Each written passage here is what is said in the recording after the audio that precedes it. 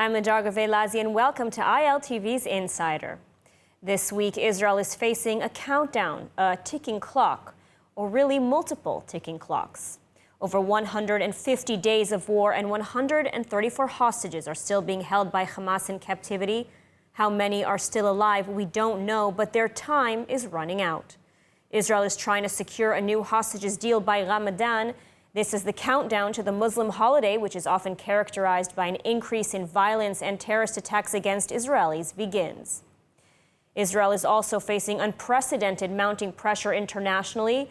The ticking clock, as it's called, regarding the window of time Israel has to operate before the United States and the international community try to pull the brakes. Israel is adamant that it will win this war, but is the United States hindering or helping this effort? And a countdown on Israel's northern border as well. Time for a diplomatic solution is running out. And what's the alternative? Is Israel headed towards war with Hezbollah? A lot of issues seemingly coming to a head. And so joining me today to discuss all these and more is Alia Lightstone, former advisor to U.S. Ambassador David Friedman and one of the leading architects behind the Abraham Accords, and Dan Diker, president of the Jerusalem Center for Public Affairs. Thank you both for joining us tonight. Thank you. So, Aria, a lot to discuss. Let's start with you and with the most pressing issue that's really on all of our minds, and that's the hostages. Hamas has said that it doesn't know how many are still alive. Israel has now reportedly backed out of negotiations for a new deal following this announcement by Hamas, and it's been over 150 days. Is there still hope for a deal to bring back the remaining hostages alive? I think there's still hope for a deal. I am optimistic that many of, hopefully, the hostages are still alive. They're certainly worth more to Hamas alive than they are, God forbid, the opposite.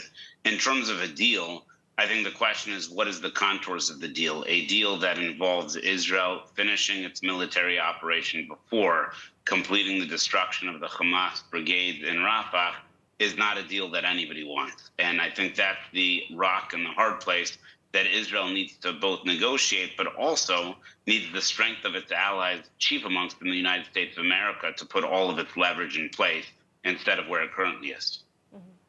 And you mentioned the operation in Rafah. Dan, there are some voices here in Israel that are calling to put an end to the negotiations entirely. And these same voices say that a full victory against Hamas is the only way to bring the hostages back home. And they're asking, why isn't Israel simply starting its operation in Rafah and eradicating Hamas entirely? I mean, what's your take on this? Israel's in a very complex and sensitive position right now.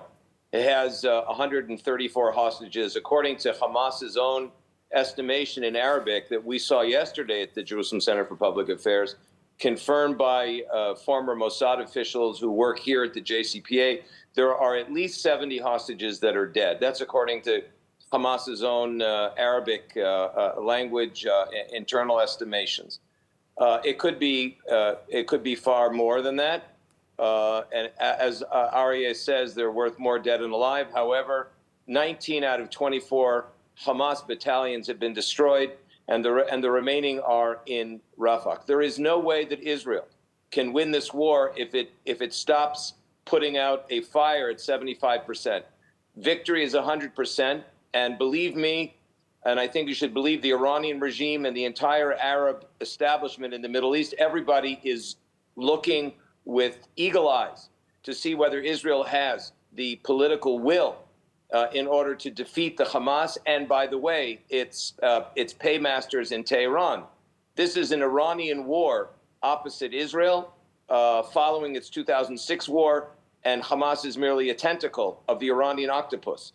And if Israel is prohibited or prohibits itself from winning this war, the resulting violence in the north is very, very likely. It may likely break out anyway, but that Israel cannot stop at this point without controlling the Philadelphia corridor, which is the border between Egypt and Gaza, through which hundreds of tunnels, or under which hundreds of tunnels continue to supply weapons and ammunition to the Hamas. This must be stopped. Israel must take control of Philadelphia.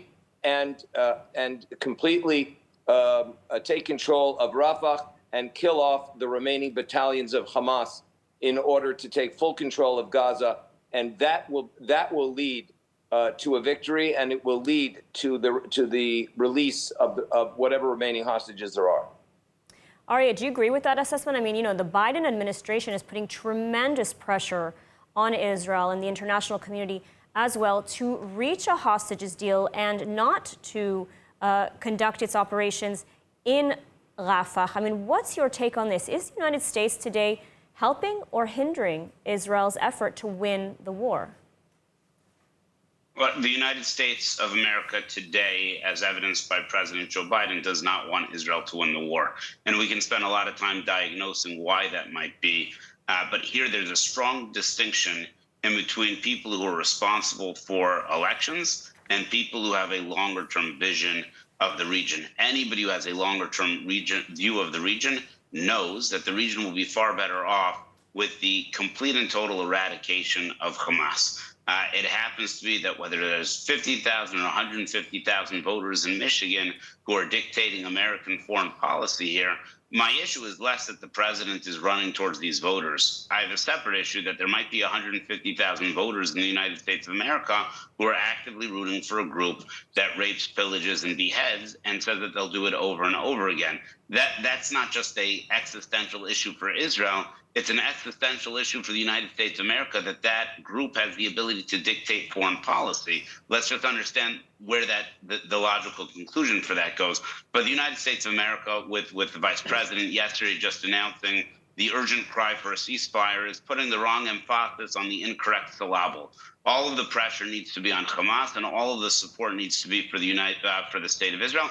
And if that happens, the remaining hostages that are alive will be able to come home, and Israel will be able to eradicate this cancer off of the face of this continent. Experience the power of truth with ILTV News. If you're looking for quality content and captivating visuals, join our news community and become an integral part of our team as we embark on a mission to unveil the real Israel, dismantling the web of lies and misinformation that surround reporting on Israel. By subscribing to ILTV News, you will not only have access to the latest updates, but you will also amplify our message, creating a ripple effect that carries the truth far and wide. Subscribe today and help reshape the narrative. Available on the web, Android, and Apple.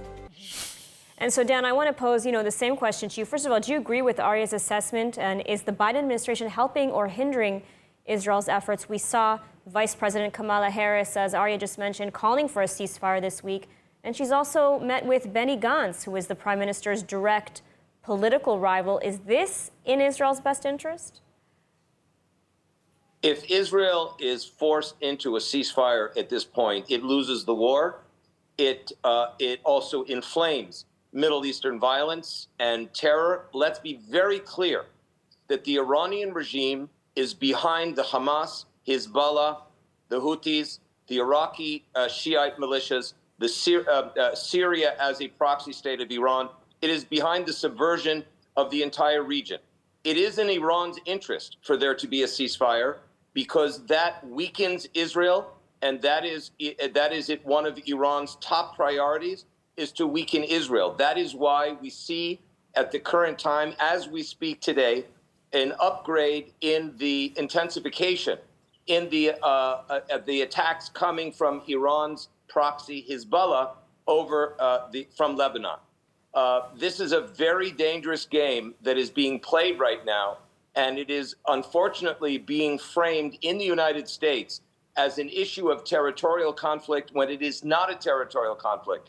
This is an ideological, religious conflict that is being inflamed and prosecuted by the Islamic Republic of Iran and its tentacles, in this case, the Sunni tentacles of Hamas in Gaza and Shiite tentacles over our northern border in Lebanon.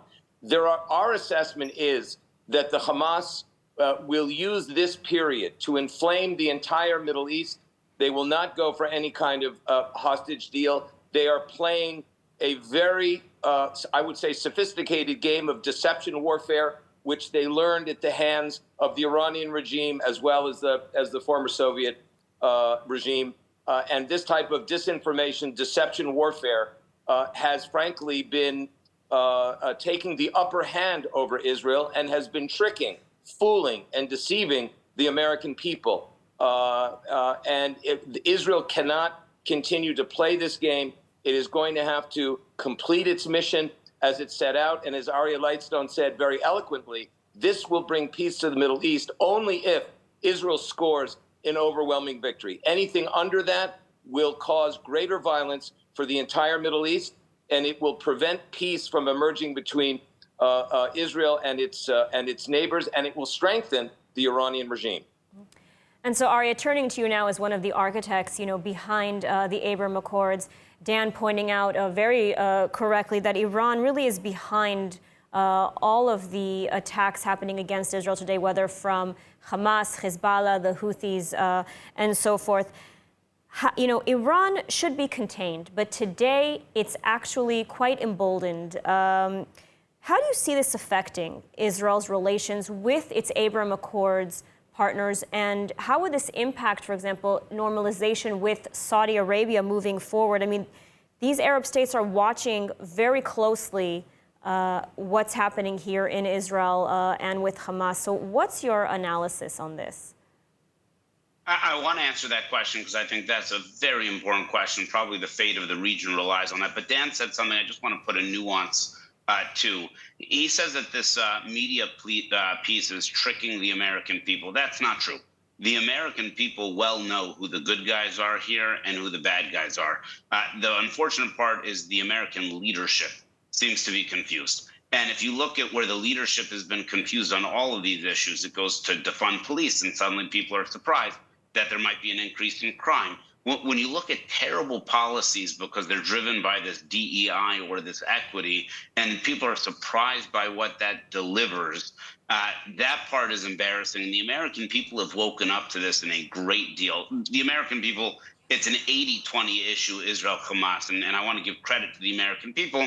And the great failure of the leadership of of the current administration is that they've chosen the 20% issue over. Not only is it morally wrong, but it's also politically incorrect to be there as well. And that matters because that's what the rest of the region is looking for. Israel, for the Abraham Accords to have worked and to continue to work, two things need to happen. Number one is that Israel needs to be a powerhouse. And to be a powerhouse, it needs to not only be a technological powerhouse, an economic powerhouse, and a military powerhouse, and an intelligence powerhouse. All of that was hit badly on October 7th. And it will take meaningful time for Israel to recover to be that regional powerhouse. If it is not that, any normalization that it gets during a period of time where it is weaker will look far more like Jordan and Egypt and far less like the normalization in between Morocco, Bahrain, and the United Arab Emirates. You only win in this region if you are strong. So the first job of Israel is to become strong. The second is, does the road to Washington, D.C. go through Jerusalem? And today it's very clear that the road to Washington, D.C. does not go through Jerusalem. The current administration has decided that the road to Washington, D.C. goes through every capital other than Jerusalem, and that's a second weakness that the state of Israel has. So I would be incredibly concerned and frankly nervous about any normalization agreement that could possibly be brokered or even hinted to by this current administration. Beware of this administration bringing fake gifts, because I think that what's behind them could be much more dangerous than what it appears to be. Very powerful statement from Aryeh. Dan, would you agree with that assessment? I'd like to just clarify what I said before. I agree with Aryeh. This is an 80-20 deal. The vast majority of the American people, by any polling, reflects that the American people are with Israel. What I meant to say, and I think I could have said it a little more succinctly, is that if the mainstream American media, in addition to the really disfigured approach of social networks, it reflects I think, very irresponsible reporting on the part of most American outlets towards what's happening here on the ground. The most dangerous development here is the more that the United States pressures Israel to a ceasefire, to stop the war, whether it's 45 days, the Iranian regime reads that as American weakness not only Israel weakness, and it encourages the Iranian regime to increase its bellicose behavior, to increase its subversion of the region, and in fact, to increase its threats to the Saudi-led Sunni establishment here, pushing normalization much further away, and not, because of the fact that the Iranian regime has, yes, inflamed the Arab street through all of this, much of it massive reporting by Al Jazeera, by the way, which is really, I think, the enemy number one to freedom and responsible reporting. But not only that, you have what I would call stringers of the major American networks, as well as cable networks, that are children of the Hamas jihad and revolution, and they are not serving the interests of the Western Alliance or of the interests of fair reporting as well. And that is what makes it look like they're attempting to fool the American people. While I think Aria is very right, this is an 80-20 situation. The American people understand what's going on, but the American elites, in many cases, are acting irresponsibly by not really looking into who is engaging in this jihadistic, deceptive behavior, just like the humanitarian aid convoy that was a result of Hamas deception warfare, in the same way that they use hospitals, mosques, children's homes, residential areas, and their own public as human shields, as a matter of strategy and as a matter of ideology. Mm-hmm. So you're both very critical of the Biden administration, and we can even take it one step further. You know, the Biden administration has announced or brought up the issue of Palestinian statehood the day after. Some critics are saying it's essentially stabbed Israel in the back with its declaration of a desire to recognize a Palestinian state, essentially rewarding the Palestinians as a prize for October 7th. Aria, what do you make of this? I mean, is this a betrayal? Look, I work for President Trump and David Friedman and Jared Kushner and others. I'm a Republican. I'm proud of the previous administration's track record, et cetera. But I'm an American way before I'm anything else. And I pray every single morning that President Biden will be the greatest president of our lifetime, because that will be good for me as an American and for us as citizens of the world. The first couple days after the war began, when President Biden flew to Israel, when he sent the aircraft carriers here, there was a sign, there was a sense that the relationship between the United States of America and the state of Israel was so incredibly strong, and that was fantastic, and I give him credit for that.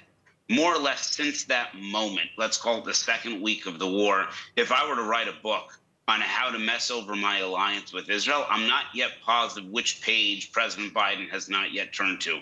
The potential recognizing unilaterally of a state of Palestine, the inability to push back the Houthis correctly, the inability to fight back against the proxies that are shooting at our American troops throughout the Middle East, the sanctioning of Israelis in Israel. I'm not positive what sends a stronger message that we are not with Israel. This constant calls for ceasefire, the pressuring as though it's within Prime Minister Netanyahu or anybody else's hands to bring the hostages home, as though it's not in the Hamas's hands in order to be able to do that. The renewal of the airbase in Qatar without having any strings attached to that.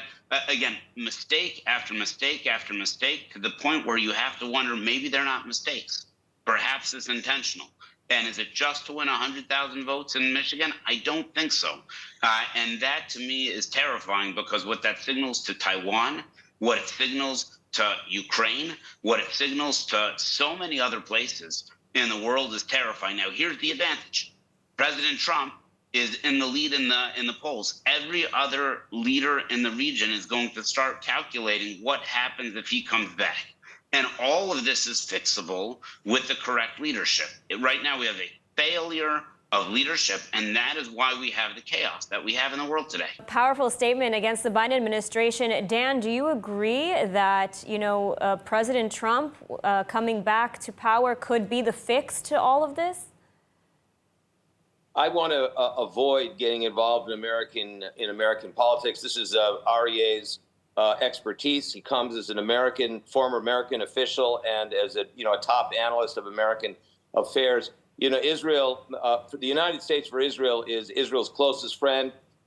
For Israel, America is a bipartisan story, and I would subscribe to Aryeh's hope, aspiration that President Biden become the greatest president that and friend that Israel could ever have. Clearly, Israel, from its government to its parliament to the body politic, is very appreciative of the type of supplies and assistance that the United States provides to Israel, allowing it to defend itself against this, what really is an existential threat. The state of Israel today is facing the most serious existential threat to itself, and by extension, I would suggest the Jewish people worldwide, than the state of Israel has experienced since its founding and refounding in 1948, and since the Nazi era for the Jewish people. And clearly, at this moment in time, if you were a Hamas operative, or if you were a Gazan, or you lived in the Palestinian Authority areas, and you saw the United States pressuring Israel, not only pressuring Israel, but announcing its intention in an over-the-horizon announcement to recognize a unilateral Palestinian state, you would say, voila, we have done it. This is a prize for genocide. All you have to do is rape, kill, pillage, murder, torture, Israeli citizens, and guess what? You get the United States recognition of a future Palestinian state, which, by the way, the Hamas is disinterested in. If you read the Hamas charter, you'll understand that its intention has been since 1988 to murder Jews and make this area all waqf, all Muslim land. So, again, I want to emphasize that the United States has a responsibility as a witness guarantor to its 1995 involvement in the Oslo II interim accords. And if it were to unilaterally recognize a Palestinian state, it sends a signal to its enemies that it is an unreliable. It is not a fierce adversary of its enemies, and it is not a reliable partner to its allies, first and foremost Israel. All right, what kind of message Dan, does that send to America's other allies across the Middle East? Dan, I'm going to stop you there because we are almost out of time. Aryeh, final thoughts, 30 seconds. Go ahead. Since October 7th, what we've seen is perhaps a failure of leadership across many different spectrums over here. And I'll speak just to the U.S. leadership. But my goodness, can you be impressed with the young people here in Israel who have stepped up in ways that I think were unfathomable? And as a Jew, wherever you are in the world, to look at these 18 to 38-year-olds and to see what they've been able to accomplish, from them will come the leadership that hopefully will be able to lead both the Jewish people and lead the West into the right direction. We were so down and concerned about what the next generation was going to look like. My goodness, am I impressed with every young man and young woman that I meet, and it's really exciting to see. It's sad that it came from these circumstances, but I'm heartened that the strength of Am Yisrael indeed is so strong. Absolutely. Well, that is all the time we have this evening. Thank you to our guests, Aryeh Lightstone and Dan Diker, and thank you to all our viewers. For more of the latest updates from Israel, make sure to subscribe to our newsletter at ILTV.tv. Thanks for watching, and let's bring the hostages home.